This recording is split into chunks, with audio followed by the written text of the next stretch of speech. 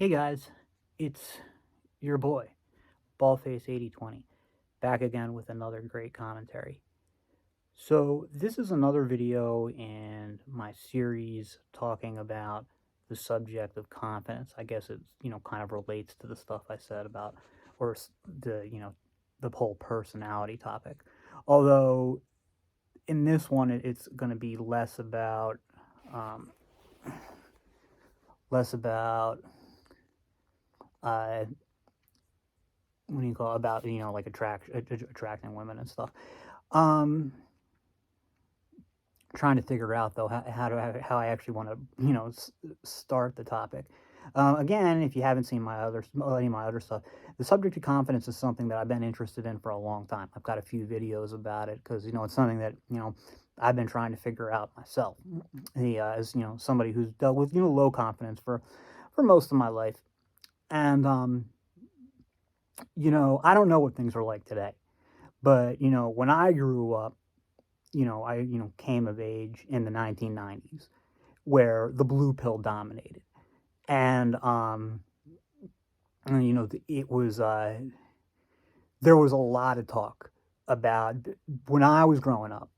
There was a lot of talk about confidence, believing in yourself, working hard, and being a good person and stuff. Like it was stuff that it would basically, if you were nice, if you were confident, if you worked hard, if you didn't care what other people think, whatever, then people would like and respect you, and you would have success. And at the same time, we were always also taught it's important to be assertive. You're not supposed to be a bully and aggressive, but you're not supposed to be passive and let yourself get pushed around either. So we were told kind of what I didn't realize at the time were sort of contradictory messages, because like on one hand you're told not to care what other people think. On the other hand, you're told that you need to get people to respect you. Like it's like there was like, I mean, there was a difference between like what we were taught to value and do like implicitly versus what we were explicitly told. Like like the culture as a whole told us it matters what other people think, it matters that you succeed, it matters that you win. um but then they were told to us like, oh, don't worry about what other people think, it doesn't matter, and don't worry about whether you succeed or not, just worry about trying your best. And and then there's of course just the stuff that people realize. I mean, people also intuitively see like, well, wait a minute, like some people are bigger, stronger, better looking, smarter, or whatever. And people just like we can see that, and then you have culture telling you no, it's all about like it's all because those people who have more success are trying harder. And and then and then of course what they do is they say stuff like, well, what happens like if you're nice but you're weird looking or whatever and people still make fun of you. Well, like they'll say, oh, well, it doesn't matter what those people say. And then like, well, what happens if like you're unable, you're a nice person but you're unable to make friends? It's like, oh, well, you don't want to be friends with people like that anyway. So it's like it wasn't very helpful. Like you're getting a lot of contradictory messages, and you just it's especially when you're a kid, and you're trying to figure shit out. You just kind of like you don't know what to do. I was about to say I've always felt this, but this isn't really true because I probably just thought of it for the first time today. I feel like that, as much as we hear about like self improvement and, as much as people are look obsessed now, that the peak of like body worship in Western society, certainly in America, was actually the 1990s, when like that was when the biggest deal was made about being cut, having six-pack abs and stuff. You were supposed to look like a Calvin Klein model, and if you were a guy at least. And they even tried to do it for women too. It didn't really work, but even women, it was more like they weren't like the ideal female physique wasn't like the bombshell like it is today and like it was before. Instead, it was like this sort of like gym girl look, and I never found it attractive.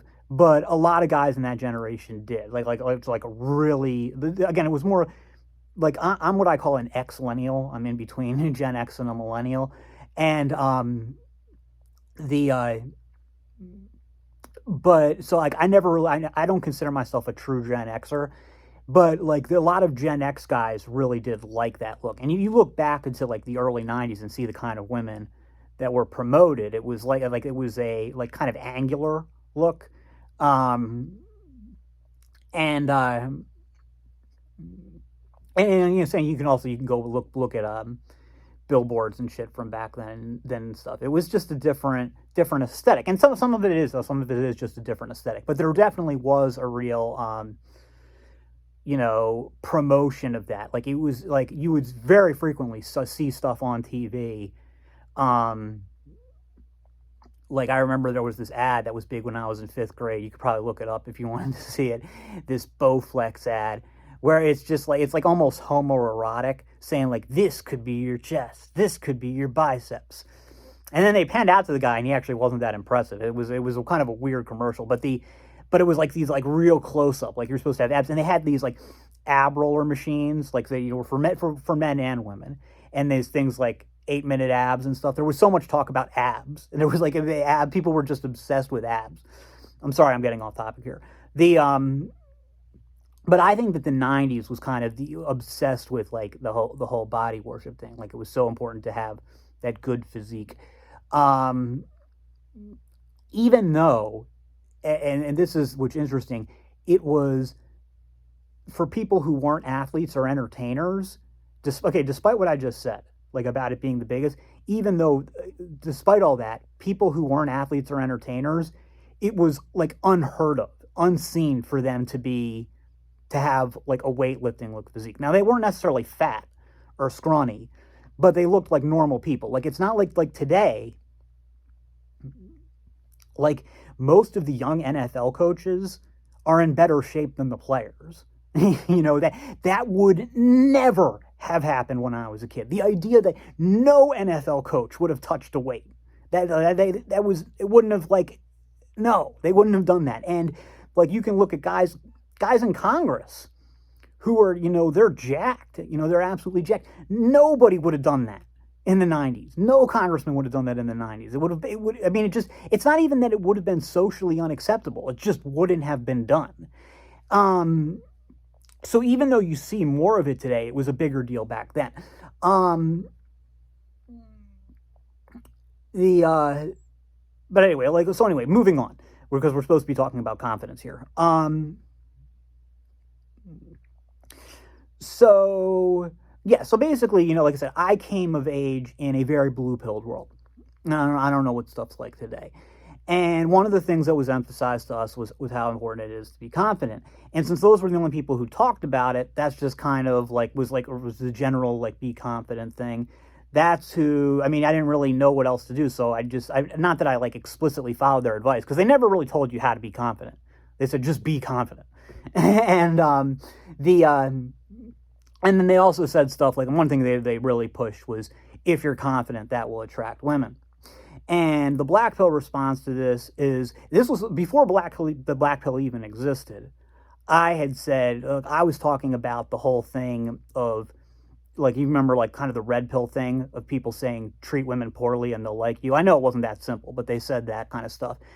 And I noticed when I was, like, pretty young, I just, like, for me, it was obvious. It, like, was totally obvious. It's like, no. Those girls aren't attracted to them because they're treating them badly. Those guys know that they can get away with treating them badly because those girls are attracted to them because of their looks. And like to me, it was just obvious. I didn't even nothing else even occurred to me. It wasn't until I started reading some red pill stuff that I was kind of like, oh yeah, maybe. And I was never like a total believer that you could be some like mediocre looking guy and go get Stacy's by using game. But when I read some stuff, like some of it did make sense to me. So I kind of believed it a little bit, to the point that and I'm ashamed to say this, I kind of thought like, I wish I'd known about this stuff when I was in high school, or even when I was in college, because I didn't find out about it until after I left college. it wasn't until like later on that I started to realize that it was total bullshit instead of just mostly bullshit. Um, Although I guess there's some kernels of truth in the red pill. It's just that the red pill is the least true of them all. The like like you got the blue pill sucks, but it's better than the red pill, and then the black pill is the truth unless you take it to an autistic extreme, which unfortunately most black pillars do because they're subhuman scum. But anyway, again, getting back on topic. Um, so, but anyway, no, like so for me, I had really low confidence, pretty much always have, and nothing I did worked. For somebody who put a lot of effort, like my whole life, into self improvement. Like I didn't try to improve. So, like, there was some stuff that I always felt was irrelevant. Like I never put effort into trying to improve my fashion or whatever.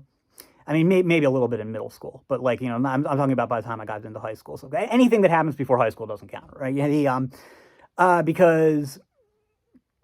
because I just I didn't care about that, and I just simply didn't believe it would make a difference. I couldn't accept, I couldn't believe correctly. I couldn't believe that it would make a difference, and like how people felt about me. Also, I was less interested in what people thought of me than what people should think of me. Like if wearing cool clothes would have impressed people, like I still wouldn't have done it because I did care what people thought of me. I wanted people to think I was cool, think I was awesome, but I wanted them to I wanted me to think that too. And like, if wearing cool clothes would have impressed people, I would have been like, well, you guys are fucking morons. That's not it. I wanted to impress people with my muscles. I was like, because I already considered I was delusional about my looks. I thought I had a really handsome face, and the I I was like, but I was like, oh yeah, the girls don't appreciate it because my low social status, and I know girls aren't attracted to muscles per se, but they sort of like when you combine it with my face, if I build up my muscles and gain more status from that, then they will be attracted. Not that girls were my primary concern, but I definitely did want to be attracted to girls, absolutely. Um, but anyway, like so, and I was also really interested in fighting. I got in a lot of fights, and I was genuinely interested in combat. That was my dream, was to be a boxer. Like I've said before, didn't work out for a whole variety of reasons, and the but like for me, like yeah, I thought fighting was fun and stuff, and I liked it. I liked I liked to feel superior to people and shit like that. But it was also because people started shit with me. So like if I wanted them to stop, I had to fight them. And like there was no other way because my personality just didn't inspire respect. There were guys way smaller than me who nobody started shit with. And because their personalities inspired respect. So for me, I had no other option. Like for me, the only way to get respect was to get in fights. And and it wasn't even that people would respect me per se. They still thought I was a loser, but they were like, I was a loser who they were like, it's not worth picking on. Like yeah, he sucks, but he's not worth picking on. I feel like that's kind of what happened.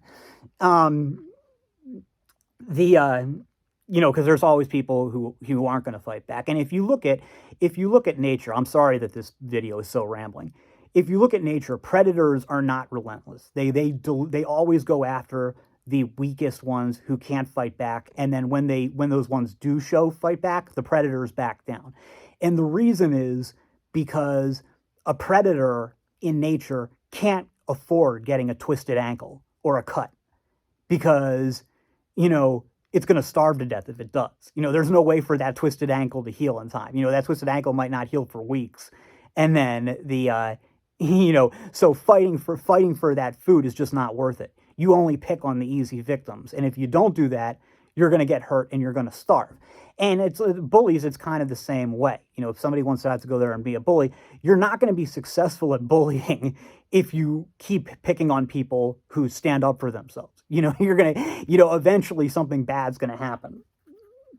So bullies are really good at sensing which people won't or can't.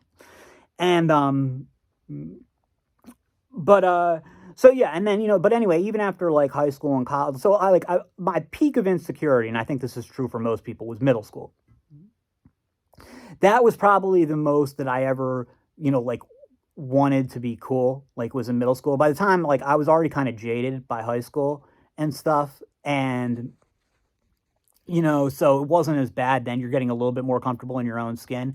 And then it was certainly by the time college ended, a lot more of it. Like I still hated myself, because of so I was starting to lose I lost my delusion over my looks. I no longer thought, I was a good looking guy. So I actually felt the other way around. I felt really bad about how I looked. Although that, I'm going to be honest, that didn't have much to do with my confidence. What did affect my confidence though was my not so much my height, maybe that a little bit, but just shitty frame. Shitty frame, no muscles, very weak. So I wanted to get bigger and stronger, and eventually I did fill out a little bit. I'm still scrawny, but not like I was before. Like if you saw the way I was in my early 20s or even my mid 20s, even like I was really fucking skinny. I still had a gut, but like I was really skinny. Like I was one of those people who like people would say like when's the last time you've eaten, or like you just not eat, like shit like that. Like I was that scrawny, and it's just frustrating when you're going to the gym twice a week and people are still saying shit like that. Um, the But anyway, yeah. So I guess I'm gonna finally get to the point here. Um, so coming then into like discovering the black pill, I've thought a lot about confidence because that's one thing that black pillars reject. Black pillars are very saying like confidence is a result of everything. Like the people who are confident.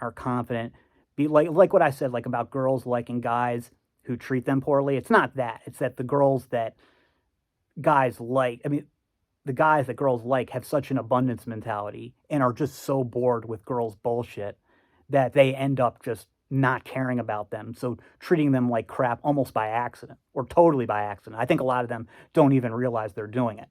And I know that a lot of them don't because I've seen it with some of the chads I went to high school with. Um, so just like that with attraction and how you treat girls, women, whatever. I think black pillars feel the same way about confidence. Like people who are confident because they've got a lot going for them, and people who are unconfident because they're genetic garbage. And again, certainly a lot of truth to it. And I've thought the same thing too. Um, but just because there's truth to it doesn't mean it's true. In fact, it's false. And I mentioned before that as far as I know, like theoretically it should be possible, but as far as I know, you can't develop charisma and you can't develop dominance. Um, there are certain traits you can develop, but those two you can't. And those are the personality traits that are going to be the most important for attracting women and having success in other factors of life. And so like whereas the autistic black pillars are going to say, well, it doesn't matter if you develop those things, or they don't even really exist. Those things, but it won't matter if you don't have the looks to back it up. Whatever. We're not talking about that in this video, but what I'm saying, my thesis for that is no, they do matter. They're not as important as looks. Looks are the most important thing. That's what the black pill teaches you. And not just with women, just like in life in general, looks are the most important thing. But the problem is that they are important, but you can't develop them. It can't be done. At least not as there's no way that I know that it can be done. And if you try to develop them, it will backfire and make it worse. If you try to be dominant and you're not dominant, that's not who you are. You will come off looking like a try-hard faggot. And same thing with charisma. It's not going to work. And I think what I've noticed is that every time in my life, and I think I was pretty good about not ever trying to be dominant. Like I kind of knew that's not who I was, and it's not even really something I would have felt comfortable with, even if I could have pulled it off. Because at the end of the day, I'm a really nice guy, and I don't like telling people what to do. I don't like dominating people. I don't like people making people feel inferior. And but even still, like when I'm being like if I'm being honest with myself looking back, I did try to, maybe I didn't really sustain it, but at least at times try to be dominant, try to like be like, stand up straight, be confident, be assertive. I wasn't trying to be aggressive. I was trying to be assertive. And every time I tried to do that, I would get even less confident, you know. And I'm sorry, I know a lot of this is repetitive. I promise you, I'm going somewhere with this. And so the so that and that gets back to what I think often that that we mistake confidence for dominance and vice versa, and that causes a lot of problems. So like a lot of times when they say like women are attracted to his dominance, or people go to like or like follow him because he's dominant, shit like that, or because he's confident. I'm sorry, the women are attracted to his confidence, or people are attracted to his confidence. They mean they're attracted to his dominance, and and different people will be dominant in different ways, shit like that. And dominance would be another thing that, I don't think what were the two things I said? Oh no, sorry, it wouldn't be another. It was one of the two things I mentioned was charisma and dominance.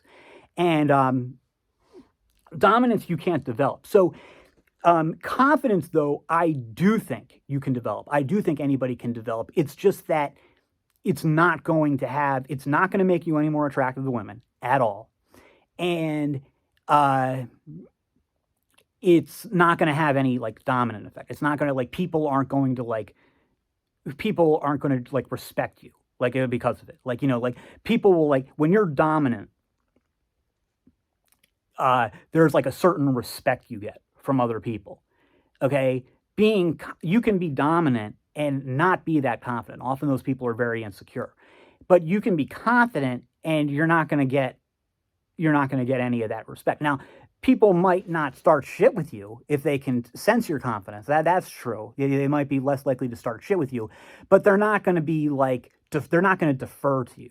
So it's a separate thing. I understand why it's easy to get them confused. I got them confused. I think society as a whole gets them confused, but they're not the same thing. So one example that I would like to cite. Well, actually, I'll do two examples. Okay, let's do one example first, and then I'll see if I want to go on. Is there's this guy Nathan Fielder, and he has the show Nathan for You, which is it's funny. You can watch it on YouTube. I think there was 4 seasons of it. I don't remember 4 seasons, 5 seasons, and but this guy Nathan is he's on the spectrum. He's mildly on the spectrum, so that I'll admit that's probably part of it. When we talk about confidence, but he's short, he's scrawny, he's ugly, and he's got a nerdy personality. Women aren't attracted to him. Men don't defer to him. None of that shit at all. But and you don't think about it. It's not like how some people like you'll notice like, oh wow, that person's really confident. Usually though, what you're actually thinking is that person's really dominant.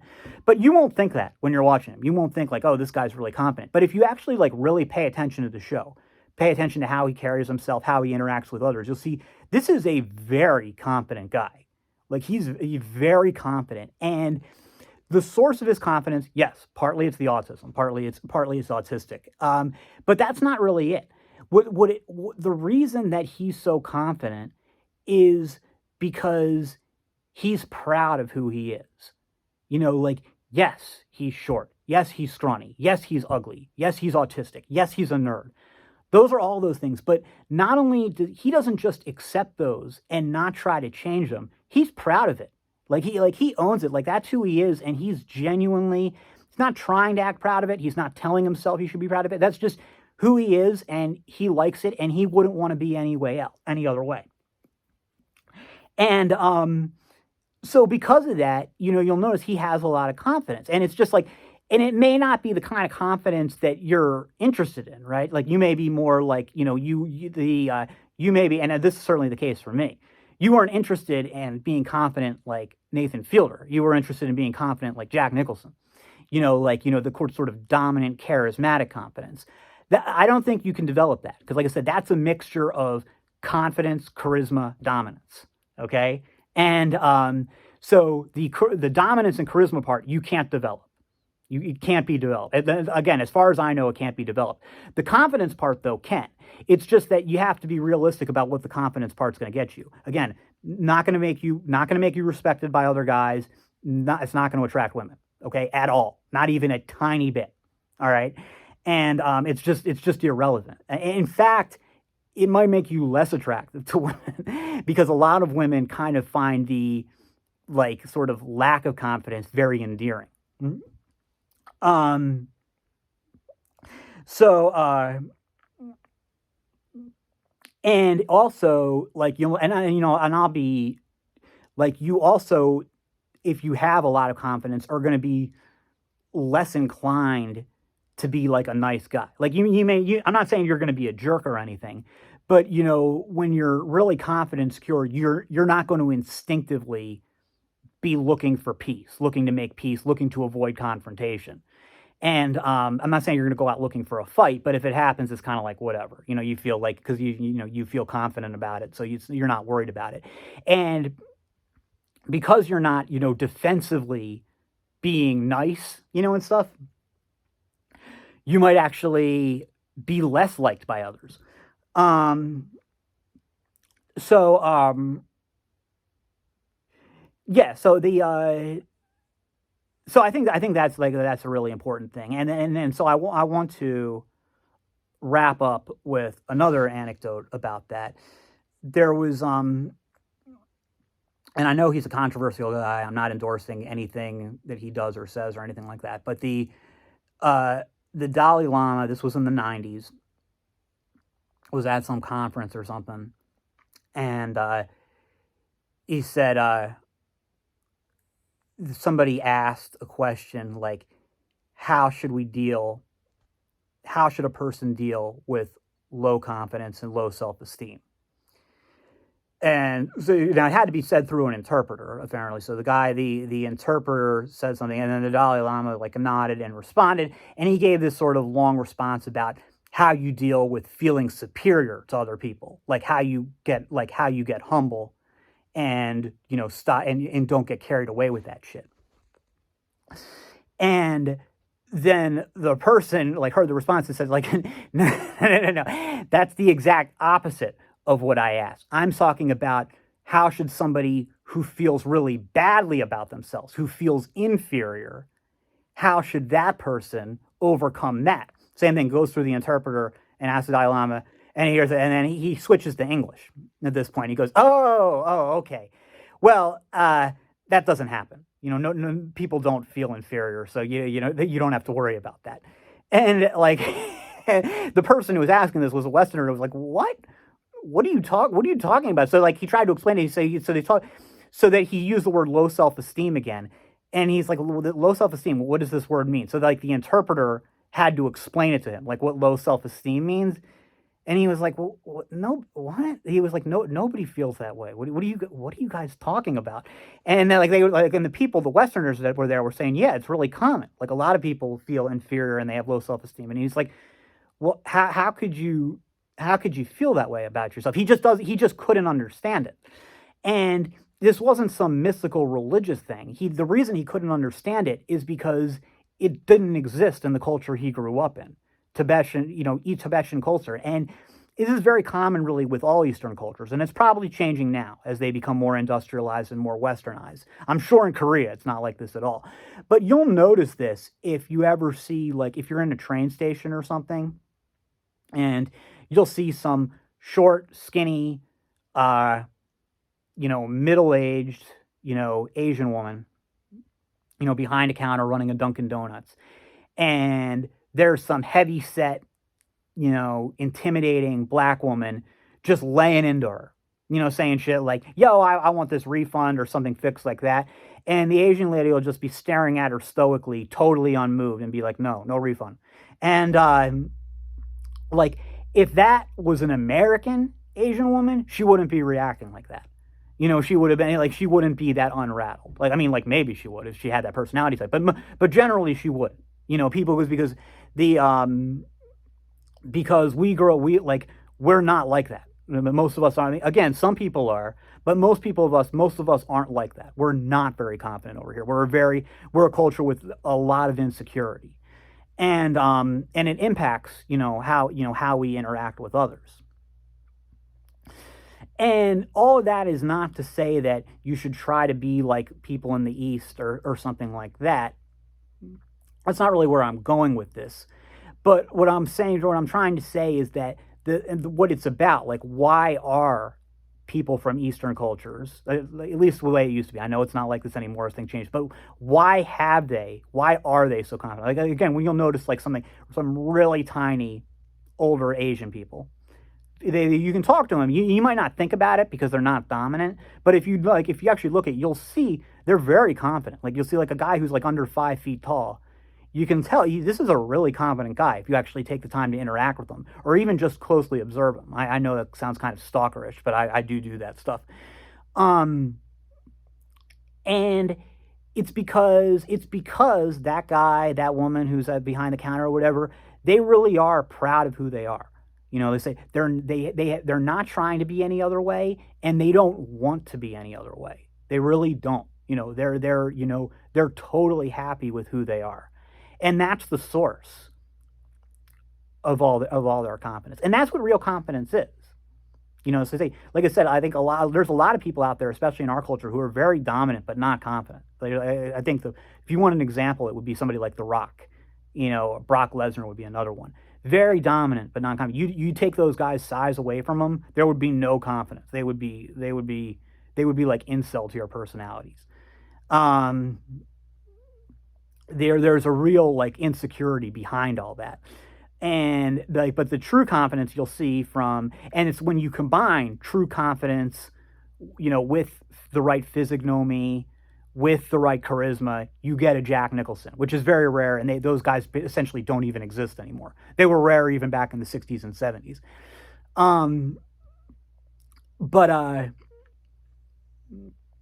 No, so it isn't about even yeah, one way to do it is like to be confident is to be like a monk and to just like, be so detached that you feel like you don't like to sort of depersonalize. Then yeah, you got confidence in a sense by feeling like you don't really exist, but I'm not really sure that that's a productive path to go down. And but the other way is to really just be happy with who you are, not to be at peace with who you are, not to be like, oh yeah, I'm a 3'8" midget, but I've accepted it. It sucks, but I've accepted it. No, it's not. That's not good enough. It's got to be like, I'm a 3'8" midget, and I'm totally happy with that. I wouldn't want to be any other way. Easier said than done. Great. And it might be something that you're just not even interested in. Like, which I get. It might just be something like, well, no, I don't like, if like the only kind of confidence I'm interested in is confidence for being what I view as awesome. I want to be confident for being 6'2" and being really good looking. And I want my confidence to be based on that. I don't want to be, this kind of like confidence that comes from being happy with being the genetic garbage that I am. I get it. This isn't advice. I'm not telling you to do this. I'm trying to explain it, like how confidence works. That's all for now, and I'll see you in the next.